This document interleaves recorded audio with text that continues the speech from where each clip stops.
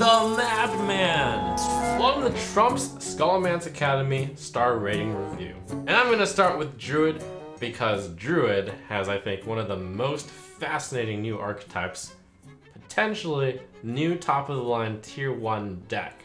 I'm gonna begin with the blockbuster card, Lightning Bloom, 5 stars. Lightning Bloom combos with a lot of different things. Kael'thas, or ramping in order to play your ramped cards like Overgrowth, or ramping in order to play your huge cards like Survival of the Fittest or Guardian Animals, which I believe is potentially the next Tier 1 deck, by the way. The other Druid Shaman class cards are Groundskeeper, Speaker Gidra, and Runic Carvings. Runic Carvings is just trash for both classes, 1 star. Groundskeeper is an interesting anti-aggro tech card, which I believe will see play sometimes, depending on the amount of aggro, 3 stars. And Speaker Gidra is a really powerful card if you can figure out how to slot it into your deck in Druid. I was personally not able to fit her in, but I consider her a strong top 40 type card to put into your deck. I'm giving her a 3-star rating.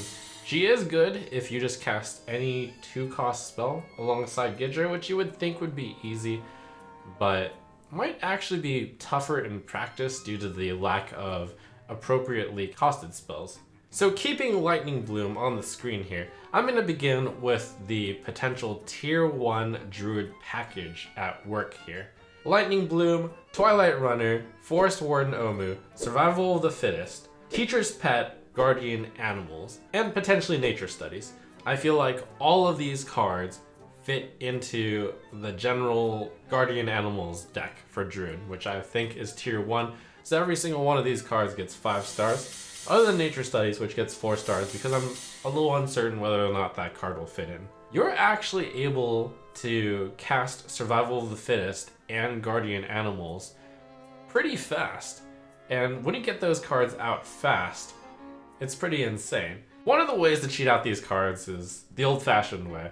You ramp up with Overgrowth and possibly Breath of Dreams or Wild Growth.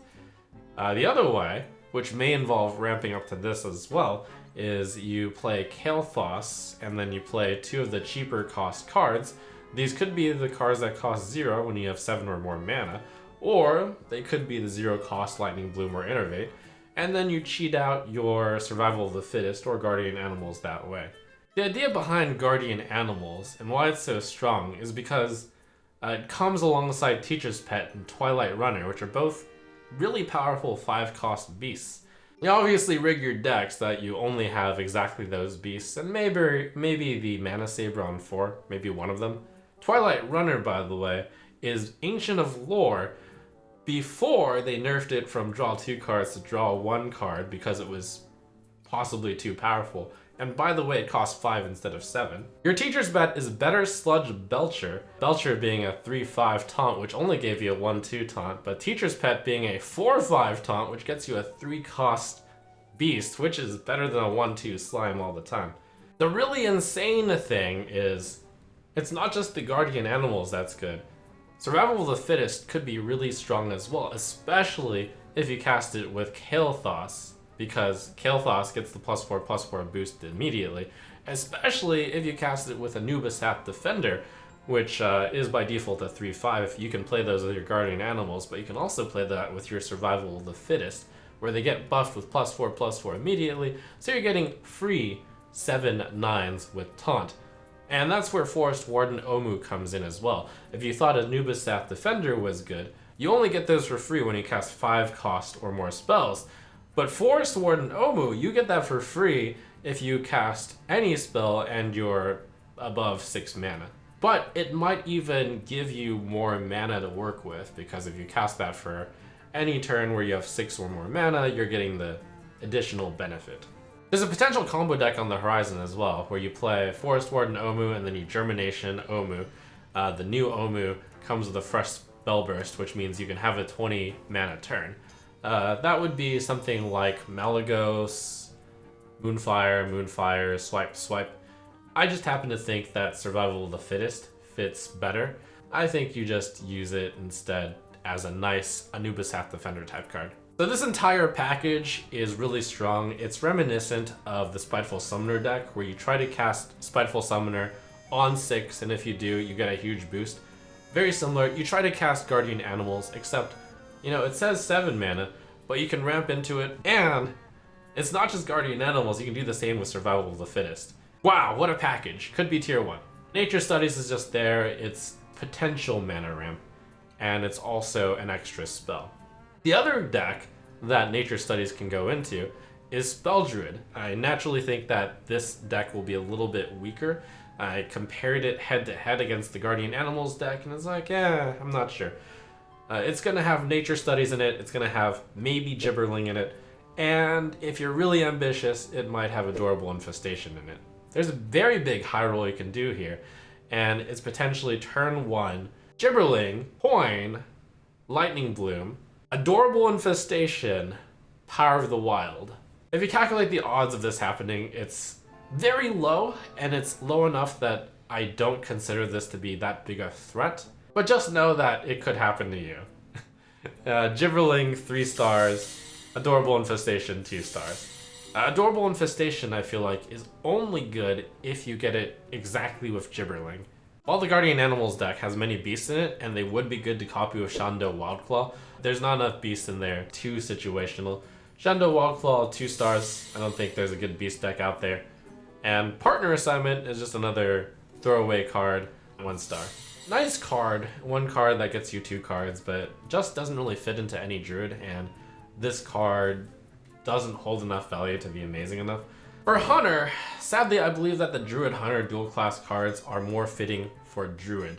In terms of Guardian Animals, Hunter just didn't get a 5-drop that was nearly as good as Twilight Runner. So what are you going to do with your Hunter Guardian Animals? Not much, so I don't really see Hunter using that much. Shando Wildclaw might be more appropriate in Hunter, but I just feel like a deck full of beasts in Hunter is too fair, so to say, and doesn't really beat the unfairness of other decks. The problem with Adorable Infestation is you can't do anything with it unless you already have a minion on the board. And I feel like that kind of dependency isn't that strong. But I do see that Highlander Hunter will probably still be good, and I think Teacher's Pet fits really well into a Highlander Hunter. It's just a strong card. Other cards that I think will fit well into that Highlander Hunter archetype, and I think it will still be the best archetype, are Wolpertinger, Demon Companion, and Ace Hunter Kreen. Wolpertinger 5 stars, Demon Companion 5 stars, Ace Hunter Kreen 5 stars. I think they're a great card to put into the Highlander Hunter. Wolpertinger in particular, you can fetch it with Scavenger's Ingenuity, 1 mana 6/6, sweet. Demon Companion, a nice 1 cost, better than Blazing Battle Mage in the later game.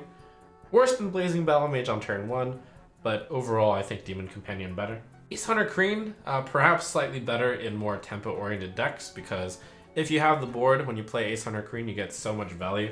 If you have an even board, and they just play some minions, and then you play Ace Hunter Kreen, you just trade for free. It's really good. Everything else in Hunter, I feel a little bit iffy on. True Aim Crescent and Krolisk Bark Stripper are cards you might consider in Highlander Hunter, but I'm giving them both 2 stars. I thought about whether or not it would be useful enough to put in a 1/4 weapon into your deck, and it's like, no, I don't think Highlander Hunter is looking for that. Dealing 1 damage just isn't the same as Candle Shot back in the day. Krolisk Bark Stripper looks like a great card, but it might be really tough to get the Spell Burst off in a Highlander Hunter deck. And you might say, well then, put Bark Stripper in a deck that does have Spell Burst. And it turns out that I just think the Highlander Hunter archetype is the strongest, and Rotnest Drake is just so much stronger than Krolisk Bark Stripper that the Dragon package is just better. Professor Slate is an interesting legendary card. I don't really see an archetype that uses it. 2 stars as a card that might see some experimentation, but ultimately I don't really see sticking in anything in particular. Carry-On Studies and Bloated Python. 1 star on both. I just feel like those are too weak to see any play. There's so many Death Rattle cards that Carry-On Studies might fetch you a bad one, and there's not enough Death Rattle synergy. Overwhelm just seems too weak. Very underwhelming card, 1 star. It's just 1 mana, remove a minion, like maybe deal 3 or 4 damage to it. Whatever. And then one other archetype that might be bolstered in theory is Quest Hunter, which is trying to get 20 minions summoned. You know what else is trying to get a bunch of minions summoned? Blood Herald. 1 star. That seems rather slow and unlikely, and at the base level it's 5 mana 1/1. That moves us into Demon Hunter. Maybe Demon Hunter will fare better with these token cards. You know, the Blood Herald, Fell Guardians, the Vile Fiend Trainer, and the answer is no. I believe that is not the direction that Demon Hunter will go. Demon Hunter is not looking for the 5 mana 1/1. It's not looking to play a 4 mana 7/6 when outcast. It's kind of tough, and it's not a 7/6, it's 5/4, which comes with 2 1/1s, which is much more vulnerable than a 7/6. And Fell Guardians, you'd have to discount it down to 3 mana for it to be reasonable, and that's just too late, I'd say. So 1 star on Vile Fiend Trainer, 1 star on Fell Guardians. Another interesting archetype in Demon Hunter is Control Demon Hunter. With Ashes of Outland, we thought about Control Demon Hunter. There were some good tools, but with this expansion, we're actually getting one of the good Soul Fragment payoff cards. It's actually an insane Soul Fragment payoff card, Soul Shatter Mystic. Duskbreaker, except costs 1 less mana, and Duskbreaker was insane. Unfortunately, I ultimately don't see Control Demon Hunter doing that well. I think it's around tier 3 maybe, so 3 stars on Shard Shatter Mystic. In that deck, you might think about Cycle of Hatred, but I just think you run Chaos Nova instead. So Cycle of Hatred, 1 star. You might put an Ancient Voidhound in your Control Demon Hunter deck, and I say absolutely. That's a good high-end endgame for the Control Demon Hunter. 3 stars for that card. Now, in order to run your Control Demon Hunter, you're gonna need to put in the entire Soul Fragment package. You have the Spirit Jailer, you have Soul Shear, and you have Marrow Slicer as your cards that generate Soul Fragments, and you have Shard Shatter Mystic, and you have Soul Shard Lapidary as your cards that enjoy destroying your Soul Fragments. And then of course you have the big payoff card, Sociologist Militia, as the card that wants you to have a bunch of Soul Fragments in your deck. I believe in Control Demon Hunter, you are running every single one of those cards. However, where I believe you actually get the 5-star rating is in Tempo Demon Hunter. You take your usual Demon Hunter, you take out the 9 worst cards, and then you slot in those 9 cards, not Shard Shatter Mystic, and then you possibly make a stronger Tempo Demon Hunter deck. While you might not be that thrilled putting in 1 mana 1/3 or 2 mana deal 3, it's like, it's the cost of doing business. They're cards that aren't that good, but I think because Soul Shard Lapidary, the payoff card is so high, you put them in, and then you play your 5 mana 5/5 deal 5. That's pretty insane of a payoff card. And in the late game, you play Sociologist Militia, get a 5/5, you get a bunch of 3/3 rushes, just a lot of value in one card. In such a deck, you might consider Glide instead of Skull of Gul'dan, because Skull of Gul'dan sadly doesn't necessarily synergize that well with Soul Fragments. When you draw a Soul Fragment, you basically don't get a card discount. You still draw 3, but sometimes you whiff. Maybe in that deck you'd rather consider Glide. Glide 5 stars. Glide does have other aspects as well. If you play an extremely aggressive Demon Hunter deck, maybe you run Glide instead of Skull of Gul'dan, because Skull of Gul'dan won't discount your aggressive cards by as much. Glide disrupts the control opponent. Seems like it could be great. And alongside your Glide, maybe it's so good that you run exactly 2 Glide and you tutor for your Glide with Double Jump. Double Jump can also tutor for Skull of Gul'dan for those decks that are still doing it. 2 stars, maybe you run 1 copy of it. I'm not sure yet. You could. Tempo Demon Hunter is also going to pull from the Hunter Demon Hunter dual class cards. It'll probably slot in Demon Companion, I figure. And Ace Hunter Kreen, I think, is especially better in Demon Hunter than in Hunter, because Demon Hunter has a little bit of a better chance to be ahead on board when you play Ace Hunter Kreen. And then you just kill everything the opponent has, and then maybe you win the game. Sounds good. True Aim Crescent, however, I don't think fits into Tempo Demon Hunter. You already have Umbra Wing, which is clearly a great weapon. And then you have the new card, Marrow Slicer. With 4 weapons in your deck already, I don't believe you want True Aim Crescent. And then for the miscellaneous, Star Student Stelina, 3 stars. You might put this into any Demon Hunter deck, as long as there's enough combo or control decks out there. Good disruption tool. Mage Hunter was a card that was actually hyped a bit, but no, it's actually significantly worse Earthshock. 1 star. And then, finally, for super miscellaneous, we have Philosophy. Interesting card, but I ultimately don't really see much point in putting it in any version of Demon Hunter. 1 star. Not just that, any version in Warlock either. And in our next video, we're going to continue the circle and talk about Warlock and onwards.